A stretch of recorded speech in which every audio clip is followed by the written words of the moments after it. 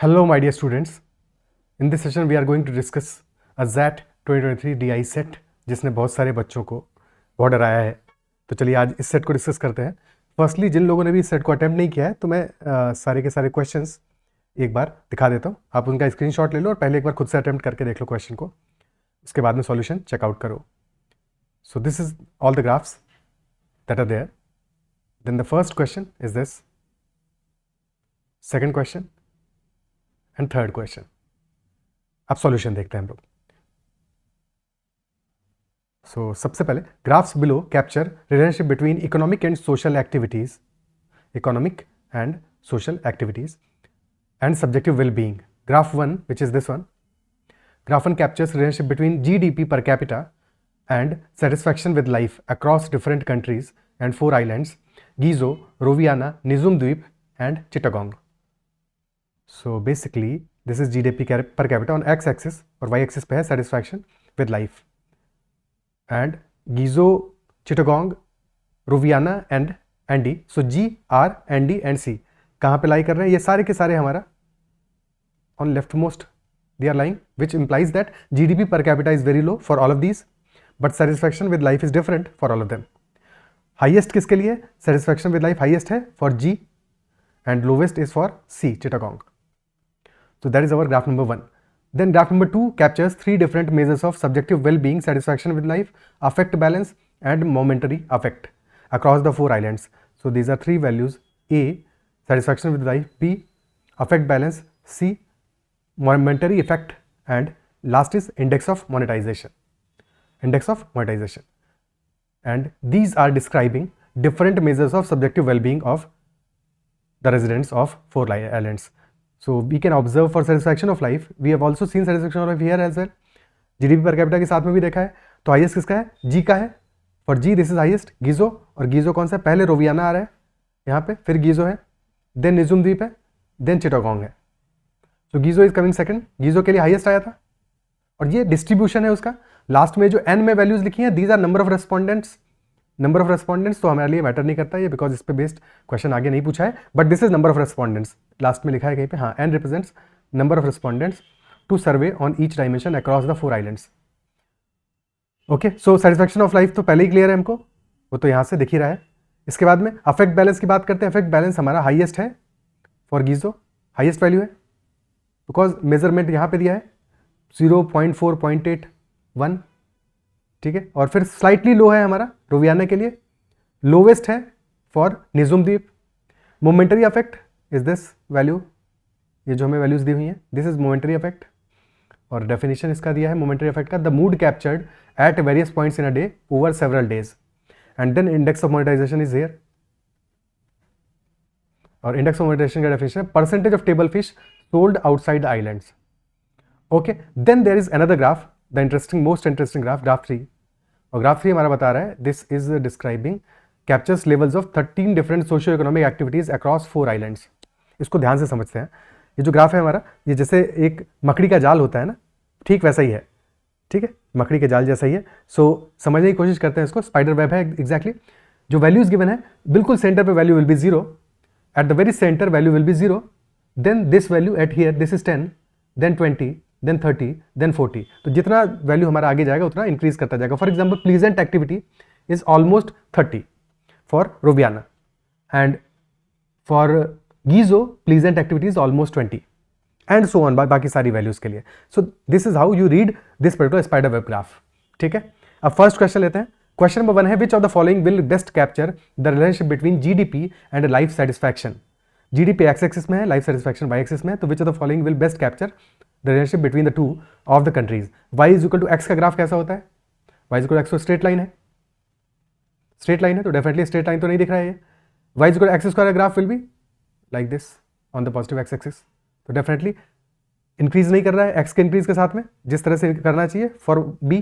तो बी के सिमिलर भी नहीं है. C is y is equal to log x, y is equal to log x का graph is like this. So similar to that, लेकिन D और E को भी देख लेते हैं. डी है Y is equal to 1/x square. X square का ग्राफ आ रहा है हमारा इस तरह का, और अपॉन एक्स स्क्वायर का विल बी लाइक दिस. तो डेफिनेटली 1/x स्क्वायर जैसा भी नहीं है. और ई, तो ई टू द पावर एक्स है, उसका ग्राफ भी एक्सपोनेंशियल की तरह राइज करेगा, तो ई भी नहीं हो सकता. सी ही है best answer, option C will be the answer. y is equal to log x। Similar है, एग्जैक्ट नहीं है, ठीक है, सिमिलर है, similar to that. First question तो इजी था, वेरी डूएबल था, जिसके लिए बाकी ग्राफ्स को देखने की जरूरत भी नहीं थी। Next question, second one, which of the following about the four island can be best inferred from the graphs. Which of the following about the four island can be best inferred from the graphs. यहाँ पे हमें सारे के सारे graphs को देखना पड़ेगा और देख के इन्फरेंस डिड्यूस करना पड़ेगा।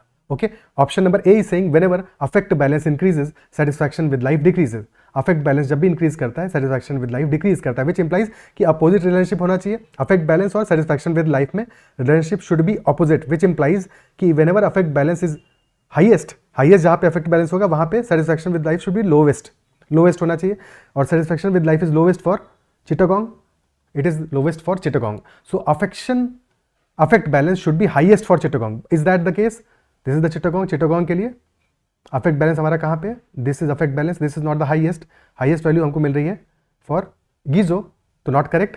ऑल्सो ऑपोजिट भी देख लेते हैं कि जहां पे कि अफेक्ट बैलेंस हमारा, अफेक्ट बैलेंस हाईएस्ट है, क्या उसके लिए लोवेस्ट है हमारा सेटिस्फैक्शन ऑफ लाइफ? तो हाईएस्ट है गीजो के लिए और उसके लिए लोवेस्ट नहीं है, उसके लिए इनफैक्ट सेटिस्फैक्शन ऑफ लाइफ भी हाईएस्ट है। तो फर्स्ट तो हमारा आंसर नहीं है, डेफिनेटली अपोजिट रिलेशनशिप नहीं है। बी कह रहा है whenever pleasant activity increases satisfaction with life decreases. Pleasant activity हमारा है ग्राफ नंबर 3 में, this is pleasant activity, this is pleasant activity for every. और प्लेजेंट एक्टिविटी जब इंक्रीज कर रहा है तो सेटिस्फैक्शन डिक्रीज कर रहा है, इसका मतलब वो दोनों का रिलेशनशिप ऑपोजिट है, which implies when pleasant activity is maximum satisfaction of life should be minimum, for which island is pleasant activity maximum. किसके लिए मैक्सिमम है? डेफिनेटली यहाँ पे मैक्सिमम आ रहा है, this is 30, this is 20, here this is almost 10 and here also this is less than 10। तो minimum आ रहा है, निजुम द्वीप के लिए मिनिमम है और मैक्सिमम है फॉर रोवियाना प्लेजेंट एक्टिविटी।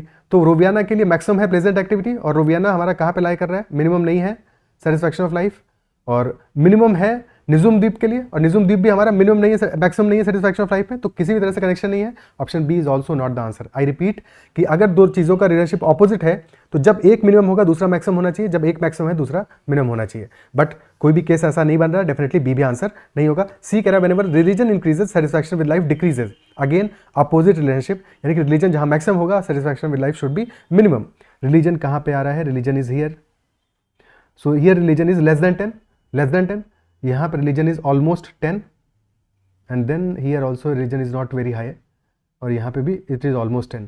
तो religion is high for Gizo and Nijhum Dwip, but for Gizo and Nijhum Dwip they are not at the lowest rung in satisfaction of life, यानी कि अपोजिट रिलेशनशिप यहाँ पे भी नहीं एग्जिस्ट करता है। C is also not correct.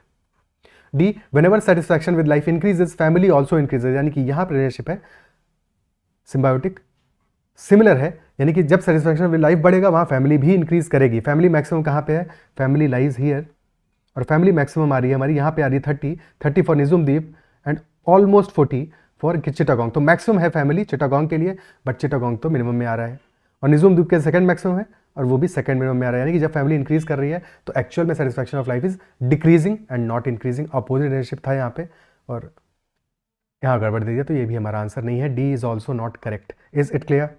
ना तो ए करेक्ट है, ना बी करेक्ट है, ना सी करेक्ट है, ना डी करेक्ट है, डेफिनेटली ई करेक्ट होना चाहिए, बट ई को भी हम एक बार चेक तो कर ही लेते हैं, चेक तो कर ही लेते हैं।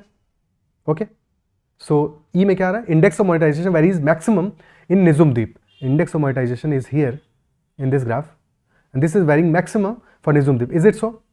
This is the variability, this is variability, this is variability, this is minimum and this is also very low. So for Nijhum Dwip this is Nijhum Dwip third में और yes this is maximum, so this is correct. For Nizum Dweep, the index of monetization is varying with the maximum. Option E is the correct answer for this question. Is it clear? Next question. Which of the following site has the highest fishing to economic ratio? Fishing to economic ratio किस site के लिए maximum होगा? Fishing by economic ratio. Fishing is here and this is economic. So जहाँ पे fishing जितना ज़्यादा होगा, economic जितना कम होगा उतना ज्यादा हमारा रेशियो होगा। Numerator should be as high as possible, denominator should be as low as possible, यानी फिशिंग और इकोनॉमिक के बीच का रेशियो तभी मैक्सिमम आएगा। If we observe it as Gizo, Gizo पे क्या है? Fishing is low, low less than 10 and economic is greater than 10, तो F by E will be less than 1, less than 1 आएगा। Here fishing is higher, economic is lower, so definitely this is greater than 1. Then in Nijhum Dwip fishing is high, economic is low, so यहाँ पे भी this will be greater than 1. And for Chittagong this is fishing is low, economic is high, definitely less than 1. Less than 1 वालों को तो consider ही नहीं करना हमको. We will have to check Roviana and Nijhum Dwip once again. एक बार फिर से इनको देखना पड़ेगा. तो इफ यू ऑब्जर्व रोवियाना में, तो रोवियाना में हमारा जो है बेस क्या है, बेस तो दोनों जगह पे इकोनॉमिक है, और economic we can see it is very low in Roviana. और जो यहाँ पे डिफरेंस भी देख पा रहे हो, लाइन देख पा रहे हो, तो कितना ज़्यादा स्टीप है, कितना स्टीप है, यानी कि फिशिंग से इकोनॉमिक से फिशिंग में इंक्रीज ज़्यादा है, काफ़ी ज़्यादा है एज कंपेयर टू हियर. यहाँ पे दिस लाइन, इस लाइन का slope is slightly lower. Also economic the base is not very low. Base हमारा लो कहाँ पे, रोवियाना में ज़्यादा लो है एज कंपेयर टू निजुम द्वीप, और लाइन भी ज़्यादा स्टीप है, यानी कि इंक्रीज भी ज़्यादा है फिशिंग का. तो F/E for Roviana will be greater than F/E for Nijhum Dwip. Maximum value आएगा हमारा for Roviana. Option C will be the answer. Option C will be the answer. अगर एग्जैक्ट वैल्यूज की बात करें तो एक बार वो भी देख लेते हैं, सो दैट एक बेटर आइडिया लग जाए. बट ये अप्रोच इज मच बेटर, इससे क्लियरली आपको सीधे से दिख जाता है. बट एक बार हम एग्जैक्ट वैल्यूज भी देख लेते हैं कितनी आ रही है. तो एग्जैक्ट वैल्यू हमारा रोवियाना के लिए कितना आ रहा है फिशिंग का, बिकॉज एग्जैक्ट वैल्यूज देखना थोड़ा मुश्किल काम है. इट इज अराउंड 13-14 के आसपास की वैल्यू आ रही है. लेट अस से 14 है. और economic is very low, it is around 7 और 8. लेट अस से 8 मान लिया, 14/8 रेशियो आ रहा है. And as compare to here, यहाँ पे फिशिंग इज अराउंड 14-15 के आसपास, यहाँ पे 14-15 के आसपास है. लेट अस से 14 मान लिया.